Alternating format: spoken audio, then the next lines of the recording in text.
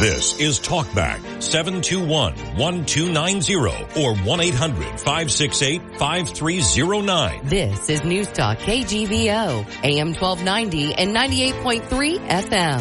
KGVO, Missoula's news and weather station. Well, good morning once again, everyone. Welcome to the 1 hour, Friday 1 hour edition of Talkback on this Friday, September 27th.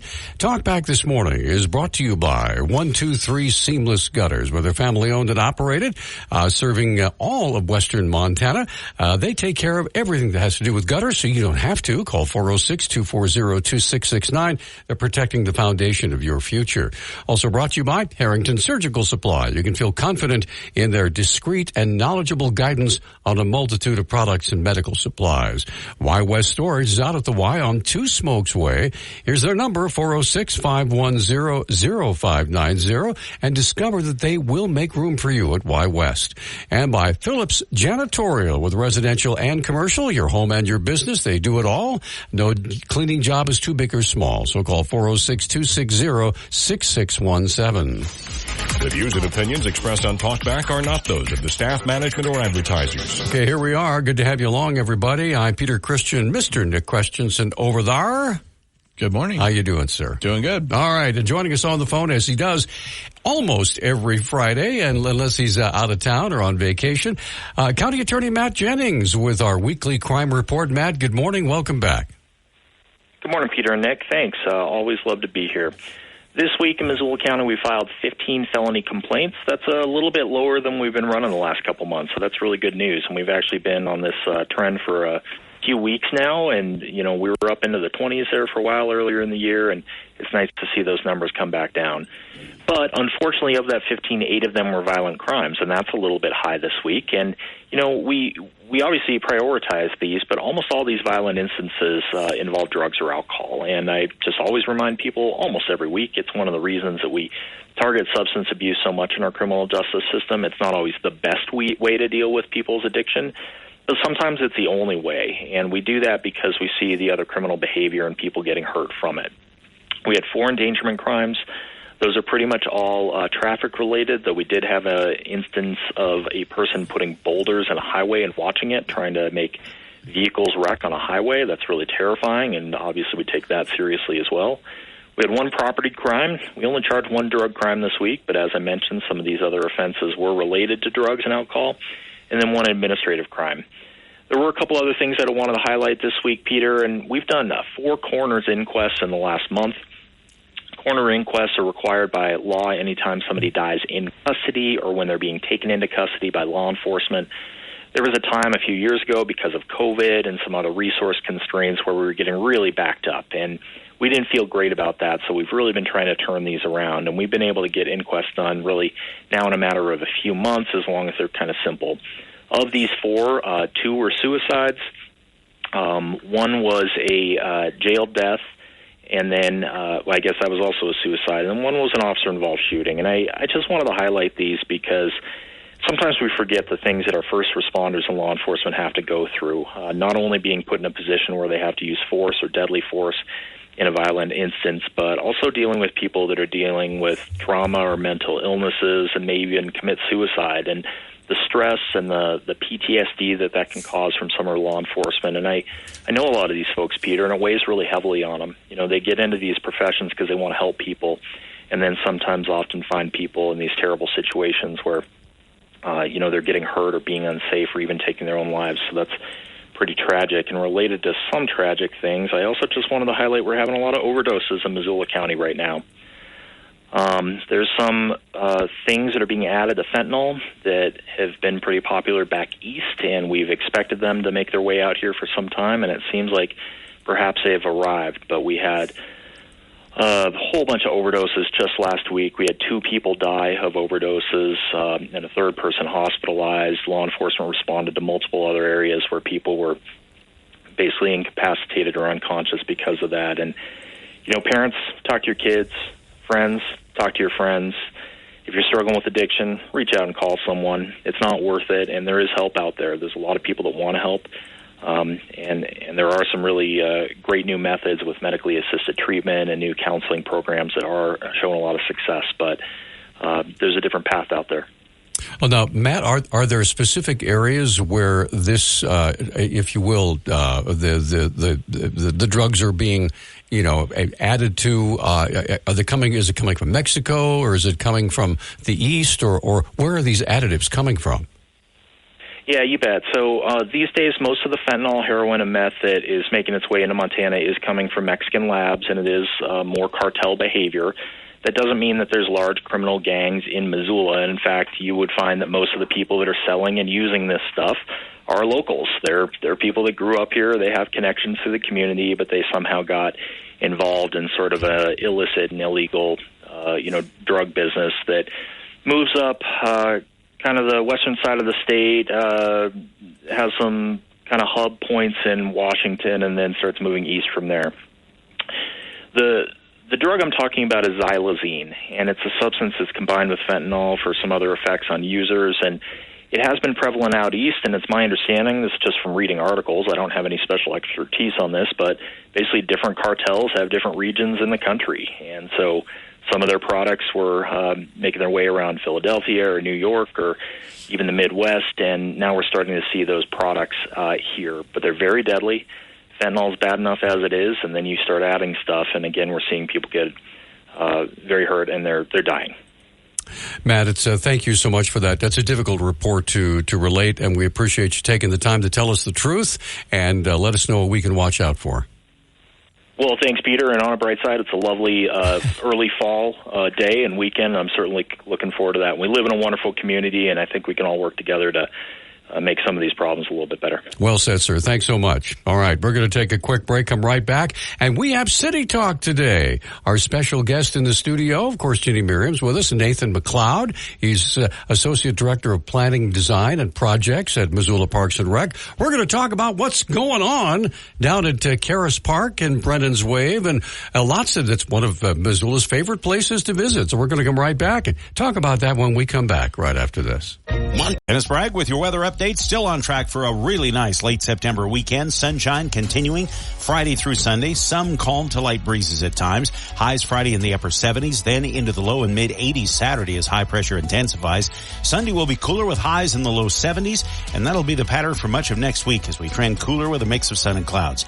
Next couple of nights, lows will be down into the 40s, but still watching for frost on Monday morning as lows drop well into the upper 20s to the mid 30s.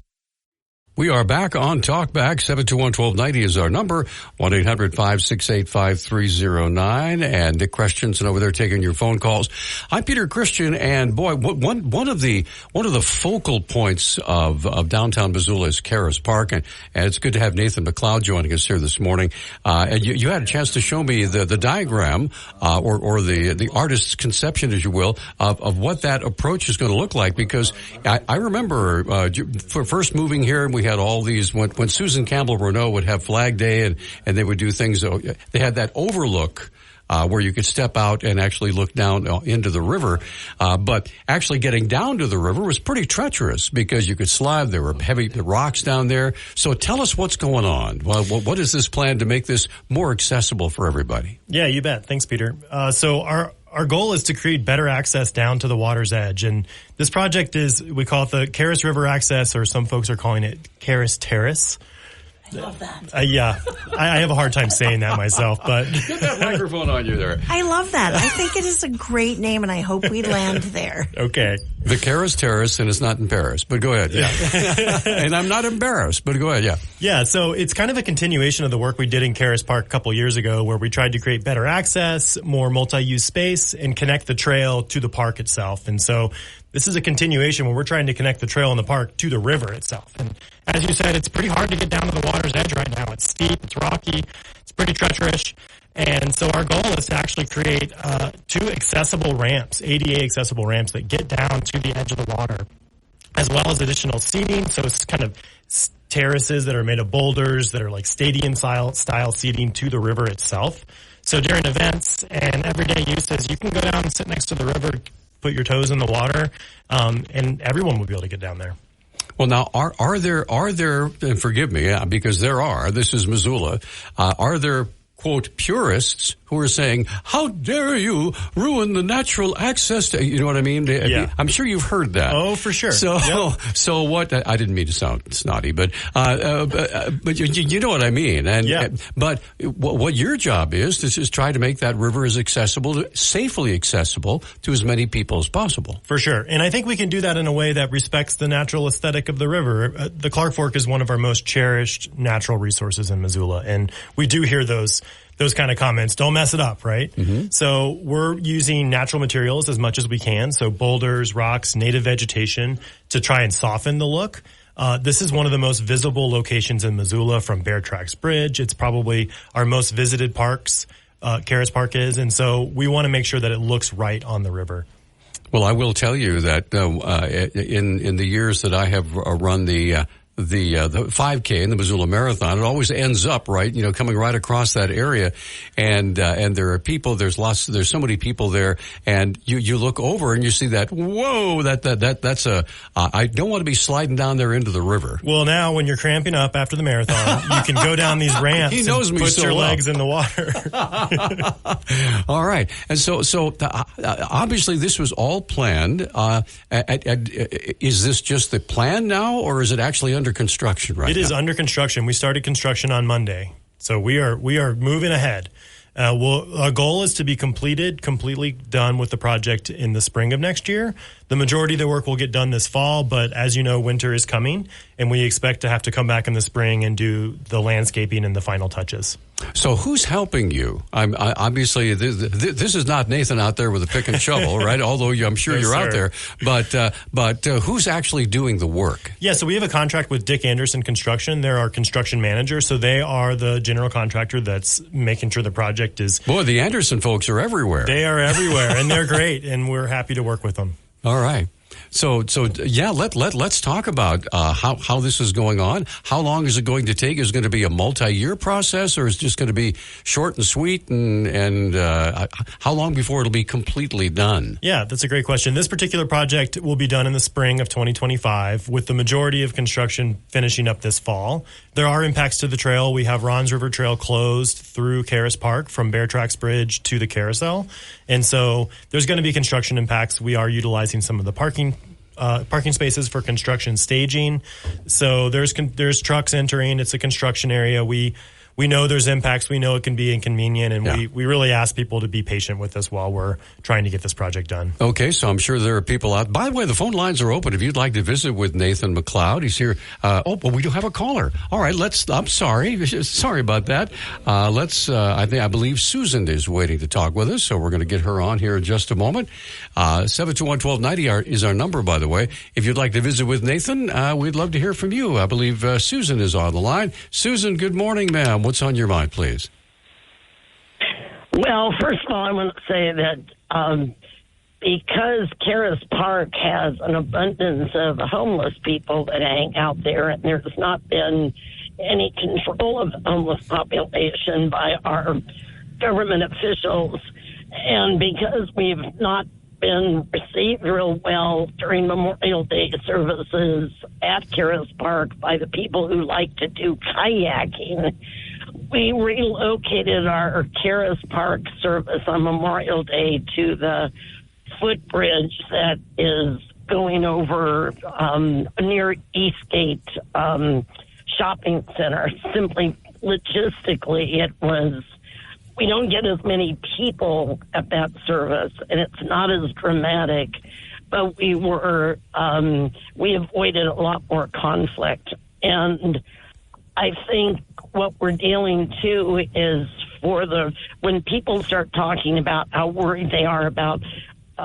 interfering with the river, I don't know who it was, but somebody relocated the Clark Fork River right at the Boone and Crockett Club building, because that was the old Milwaukee Depot train station. The river didn't flow where it flows now. They completely changed the flow of the Clark Fork River, and I don't remember the whole history, but that whole river got reconfigured and Caras Park got created, and I don't remember exactly when, but there was a huge flood in 1908, and Higgins Bridge, and it is Higgins Bridge, was constructed. So how much is all this going to cost us lovely taxpayers that are already being overtaxed? That's one of the questions I have right here. Point. How much are all these little contractors going to cost us?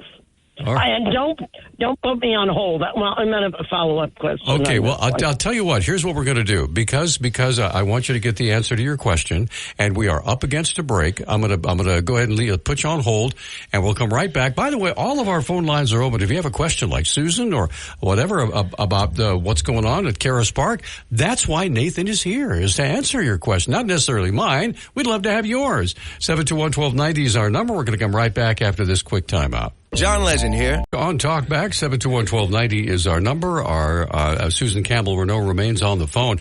And the question was, how is this being financed? And so, go ahead. Yeah, I think that's one of the most exciting things about this project is that the majority of the funding that's coming in to pay for the construction is from a federal grant. So it's from a grant that we received from the Economic Development Administration, $1.2 million grant from the federal government to pay for the construction. Can I jump in here? Go ahead. Can I just jump in here?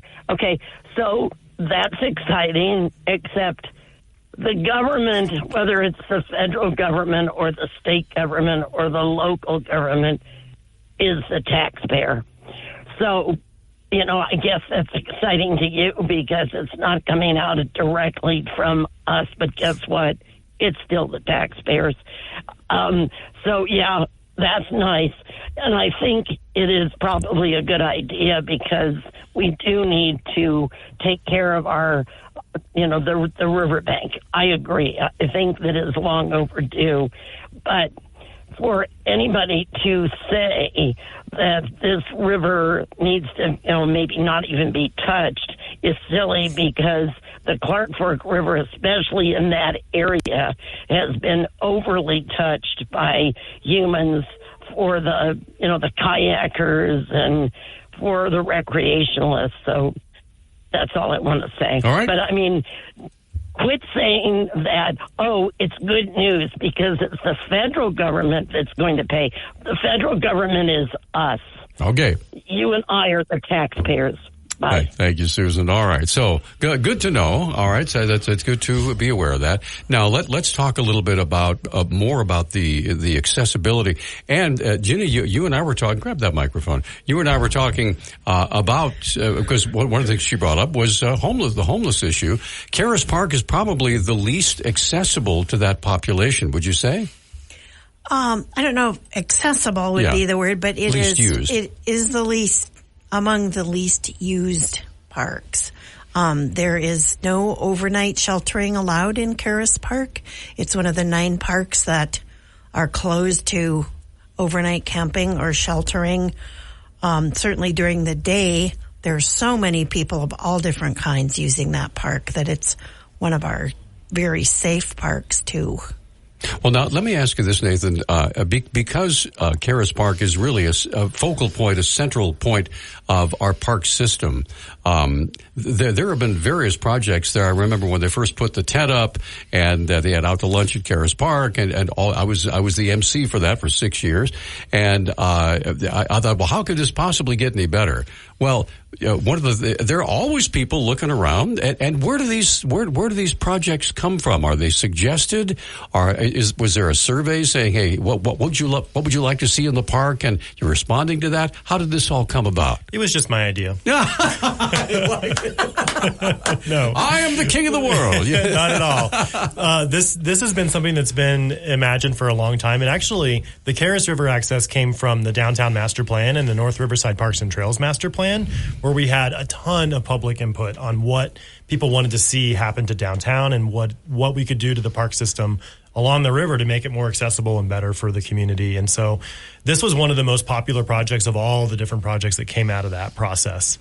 The other thing that this is part of is it's part of a larger restoration effort along the banks of the Clark Fork River, the Clark Fork River Restoration and Access Project, which really looks at the the banks of the river from East Missoula all the way down to Russell Street in the city of Missoula. And what we've seen is that there's been an explosion of recreational use along the river. I was floating down there this summer on one of those 105-degree days, and there must have been 3,000 people along the river, either sitting and swimming or floating on an inner tube. And that level of use has significant impacts to the banks. And so we're really trying to restore the banks to promote better water quality, to have better habitat and vegetation along the banks of the river, and protect existing infrastructure. So if you could, well, actually, you're talking to thousands of people right now. Okay, don't be nervous, but you're actually talking to hundreds or thousands, millions maybe.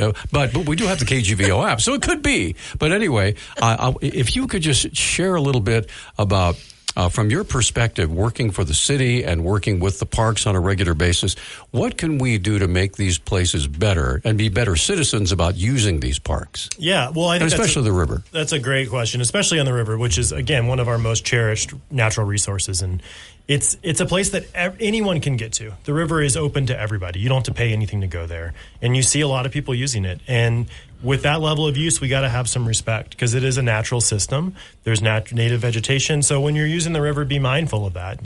Don't step on the plants, pick up your trash.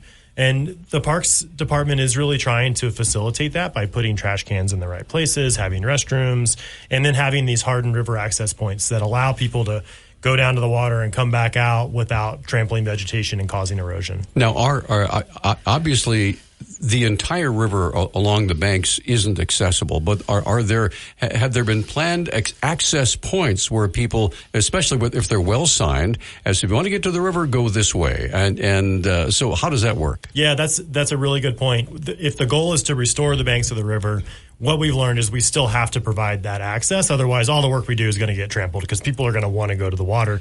I will when it's 100 degrees. So I understand that other people will too.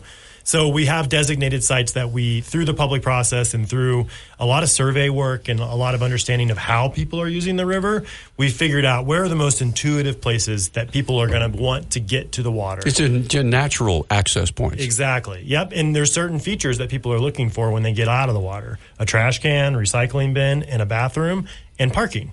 And so where are some of those other features aligned with where we could put access points to facilitate people to use the river responsibly? Now, is that all part of the plan, of the reconstruction plan that you're working on now, or are these all kind of cobbled together? It's all part of a larger plan, and Caras Park River Access is just one component of that larger plan. And we went forward with construction of this project first because we had that federal funding to allow us to do it. We do plan to be building some other access sites and doing some restoration work, primarily on the south bank of the river in Toole Park next summer. Excellent. We're going to take a break, come right back. By the way, all of our phone lines are open. If you have a question for Nathan McLeod, he's Associate Director of Planning and Design Projects at the Missoula Parks and Rec. He's here to answer your questions. So give us a call, let us know, or you can use the KGVO app, and we'll pass that along to Nathan as well. We're going to come right back with more of Talk Back on the City Talk when we return right after this. Why West? Most tax pros leave a message. It's Jane. I'm moving on to a TurboTax expert who beat your price. Adam Devine, tell him how I feel. Hey, tax pro, she's been thinking twice. Best believe TurboTax will beat your price.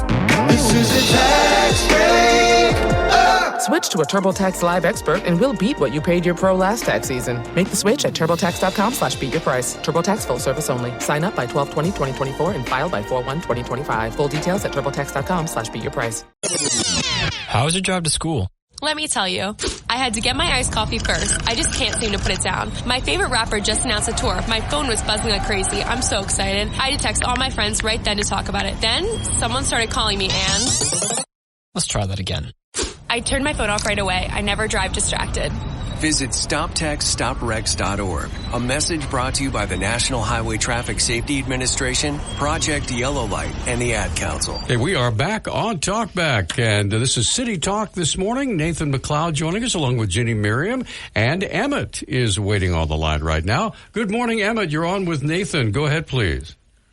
Oh, thanks for taking my call. Well, I just want to say it first off, I do enjoy Caras Park. I've always enjoyed the Oktoberfest you have. I think that's coming up soon, and the Irish festivals that you have. They're really nice. I've really enjoyed those. Caras Park. but I do have concerns about some of the other parks.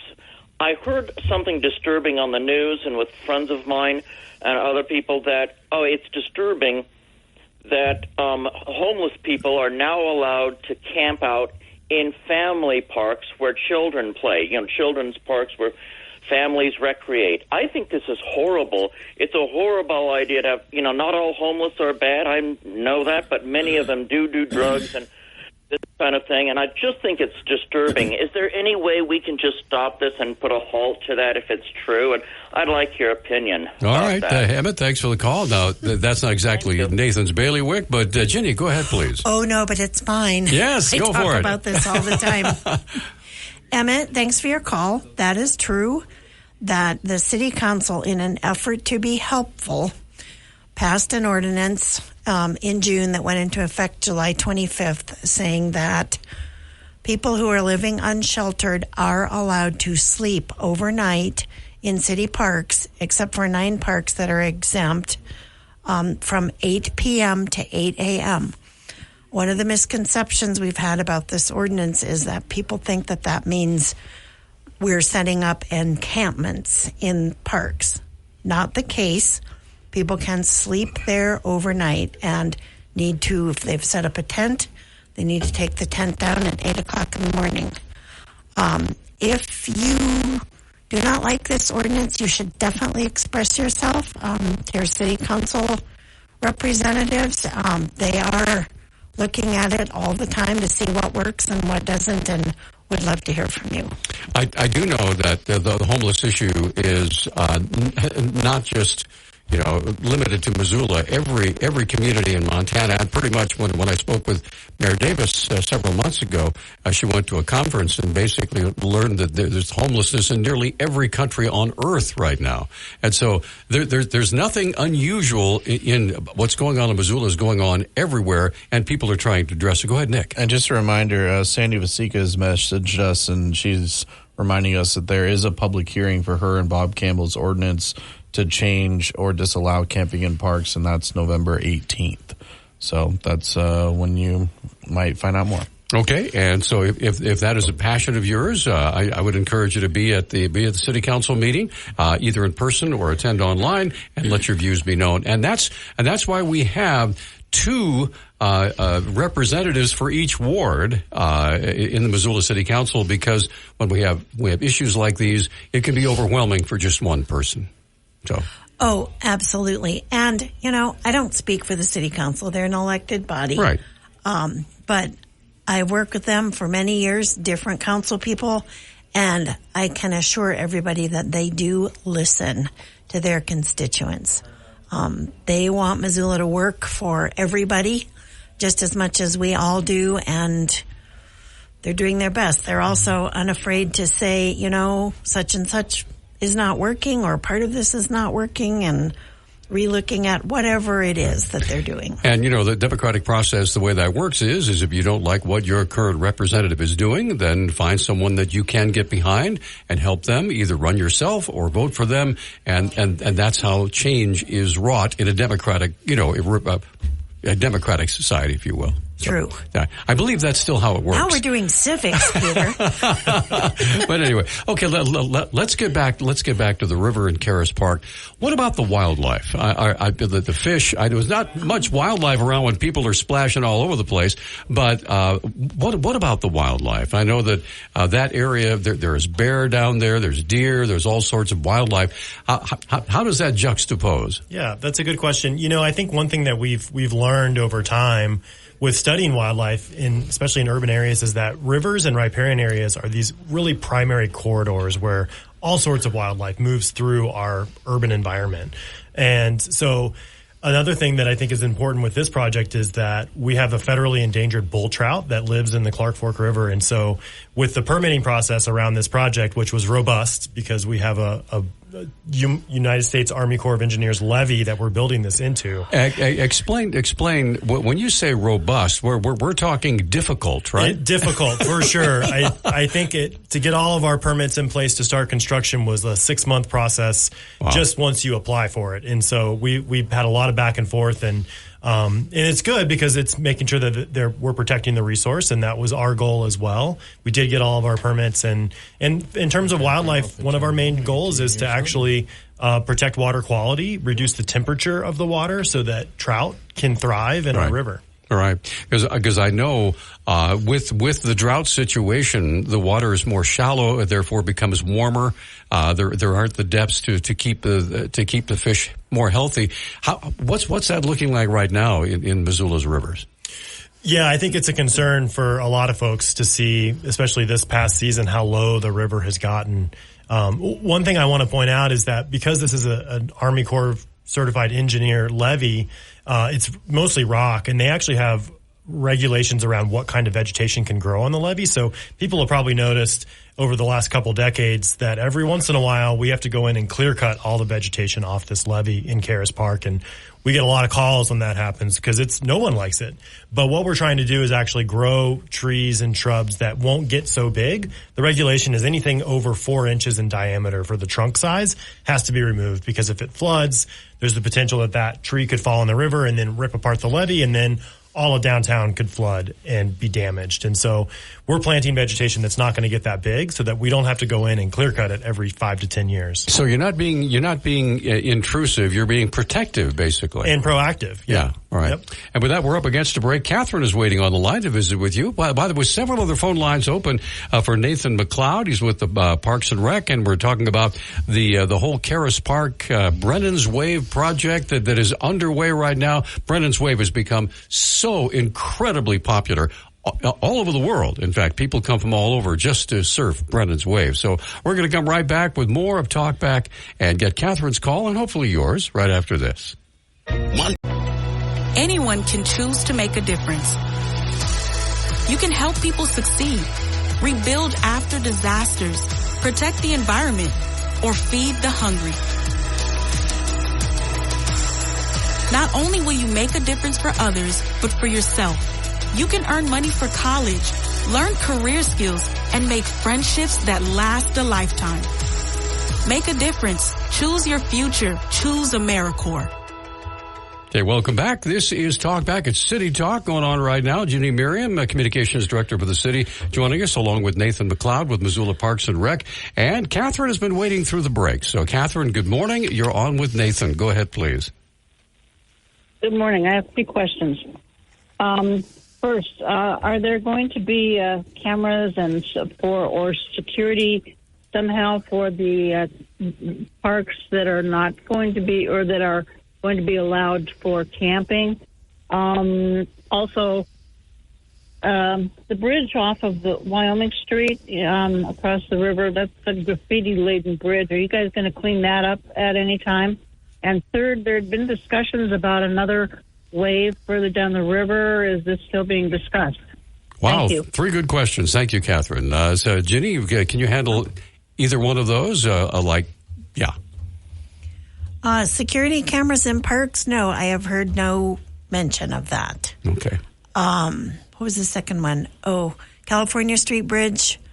Parks Department. Nathan may know more about that than I do. I know that they are always periodically revisiting. We try to clean it up as much as we can. The primary graffiti wall that's on the other side of the bridge is actually private property, and we have no ability to do anything with that, but we will be doing some work on the bridge as it gets older in the future. Okay, how about Brennan's Wave Part 2, or Part D, if you will? So, yeah, there are some conceptual plans that will be coming out to the public around a process of working around West Broadway Island and reconstructing the river corridor in that area. We have a lot of erosion happening next to Ogren Field and the stadium, and so we're trying to address that because it's starting to get to the point where it's threatening the trail and other infrastructure.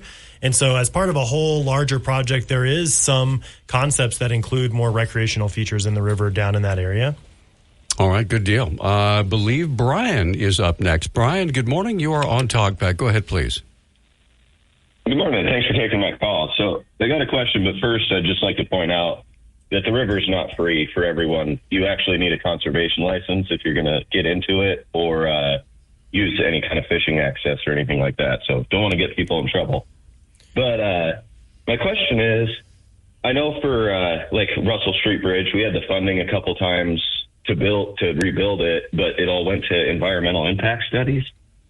And I was wondering, for something like this, like when they originally did Brennan's Wave, they poured concrete across the whole river, had a piece of equipment down there, and there was no environmental impact study. And I was just wondering if you have to do that kind of thing for something like this, and why not, if not? All right. Thanks for the call. Yeah, it's a good question. So I think one clarification is that all the work that we're doing as part of this project, there is no work in the river. It's all on the banks of the river. And the part of that is that the permitting requirements to do work in the water are really, really stringent. And it just isn't something that within the scope of this project. We're trying to address the stability of the banks and the erosion caused by humans accessing the river. All right. So 721-1290 is our number, 1-800-568-5309. Now we're talking about what's going on at Caras Park. Brennan's Wave is a focal point there. So how will this affect the park itself? Obviously, while this construction is going on, there's limited access. How long will that go on? Yeah, so the access is limited on the trail itself, but the park will be open. There are events scheduled in Caras Park throughout the fall. Despite all the construction? Despite the construction, right. Yeah, and we're trying to limit those impacts as much as we can. So it's primarily just along the river itself at Brennan's Wave is where the closure is. So you can still go down to Caras Park, listen to music during an event. Mm-hmm. There's a Brewfest coming up, and some other Indigenous Peoples Day has a big event happening down there, which will be a day that we actually plan to not have any construction happening to support that event. And then the impacts will be through the fall, and we expect to finish the majority of construction in December, where at that point we're hoping to open the trail back up to people. And then in December, wow. Well, weather dependent, right? Yeah. I don't know what's going to happen. Is it La Nina? Slip sliding away. I don't know. Yeah. All right. We do have another caller on the line, and I believe this is Jeff. Jeff, good morning. You're on with Nathan McLeod. Go ahead, please. Hey, good morning. In the past, I've heard a lot about rafting companies and other private companies doing stuff to help keep the river from getting too degraded by use, doing shuttles, picking up trash, different things, trying to educate people on not leaving their residues down there, whether that's life jackets or coolers or whatever. I haven't heard much about that lately. What sort of private-public partnerships are there with various organizations and private entities that use the river on a seasonal or annual basis? And can you talk to that? Go ahead. Yeah. I think I can help answer that question. So I know the Clark Fork Coalition has an annual river cleanup day or week, actually, that they have people coming down and they do a lot of cleanup and they pull a lot of trash out of the river. It is amazing. Yeah. When you consider all the trash that people, and it just kind of makes you crazy because it's our river. I mean, we should be taking care of it. Go ahead. For sure. And I think, in recent years, we've seen a change in how people think about the river. In the past in Missoula, they put dumps along the river. There was very little. It was an industrial river, right? There was very little respect for the environment. And we've had a big shift in the way people think about what the Clark Fork is to Missoula. And I think it's pretty incredible to see the amount of love and care that people have for this river now. Well, when you look at Missoula used to be the home for how many mills were here? Like 7 or 8? And then, of course, there was Stone Container, which was huge. Horner Waldorf is what it used to be called. And so the river was used as kind of a dumping ground. This is where we send just head it, doesn't stay here, it just goes down the river, right? Yeah. And so we did that, probably knowing a little bit about what we were doing. But when the consciousness, if you will, the environmental consciousness began to really establish itself, I think that had a lot to do with some of those companies not being around anymore. Mm-hmm. Yeah, and I think we've also learned that not only is it an environmental resource, it's an economic resource to our community. Being able to face the river, the amount of tourism that we get, people coming to the river, coming downtown because we have this beautiful river that's in pristine shape, it's a big deal. Yeah, and I do know that there have been several plans right across where the Fox Theater used to be.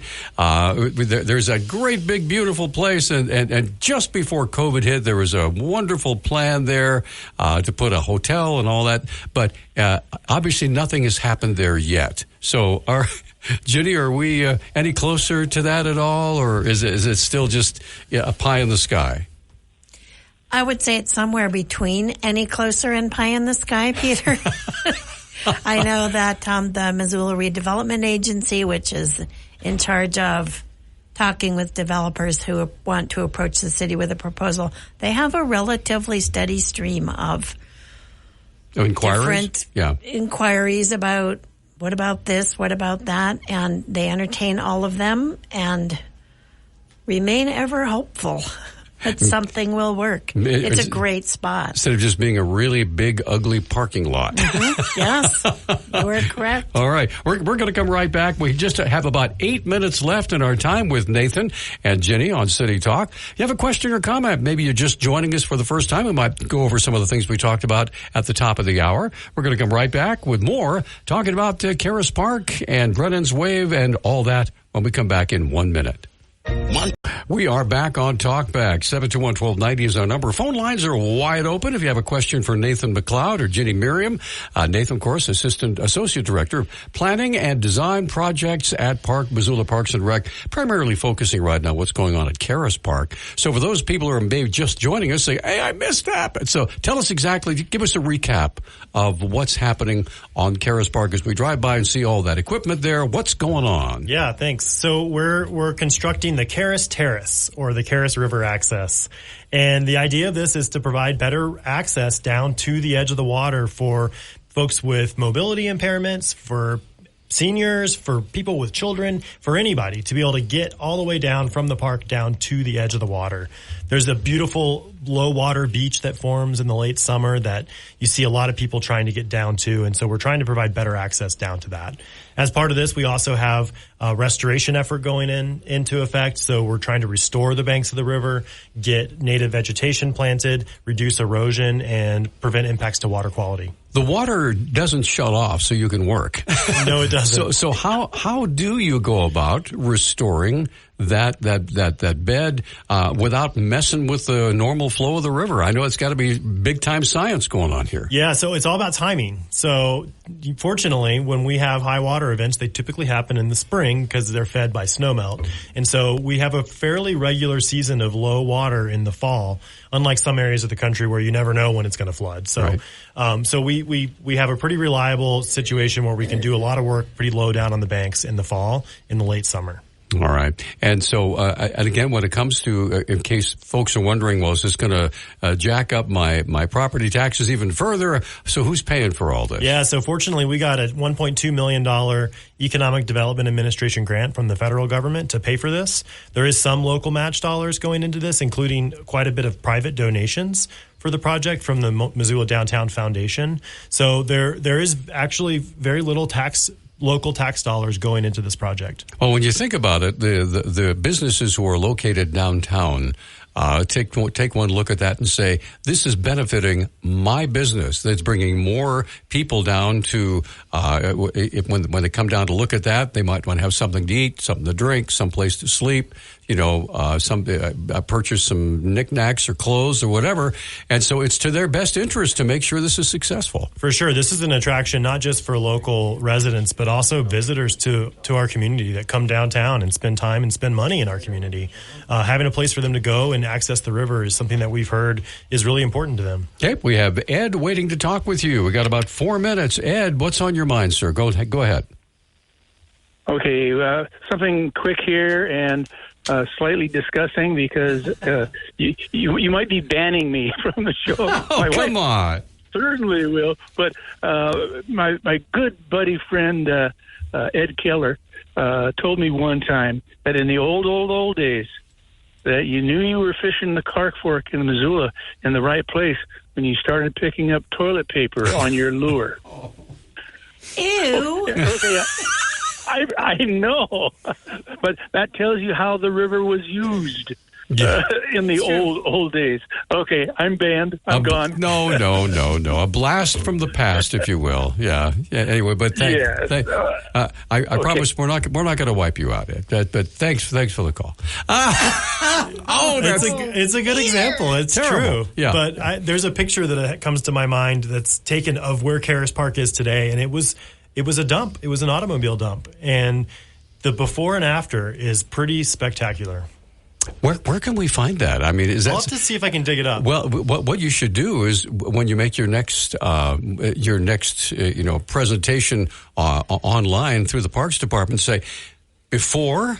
Now, I think that would be eye-opening for folks to realize just the sheer amount of work over the decades, basically. Yeah. It might be to have a retrospective 50s, 60s, 70s, 80s, 90s to see how that area has improved and how the city has been behind it. Yeah, and we will have some of that in the park. We actually, because of the funding agency from the federal government, we have to do some historic interpretation, and so we'll have some signage down there that talks about just that. Great. I can't wait to see that. And share it with us so we can put it up on our website. Will do, yeah. We'd love that. Okay, so how can we contact? We have exactly 2 minutes left in our time together.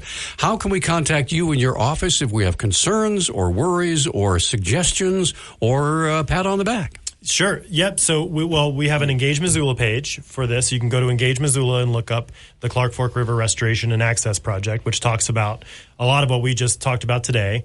You can call my office. I'll give you my phone number. I'm happy to take calls. 406-552-6261 comes directly to my desk.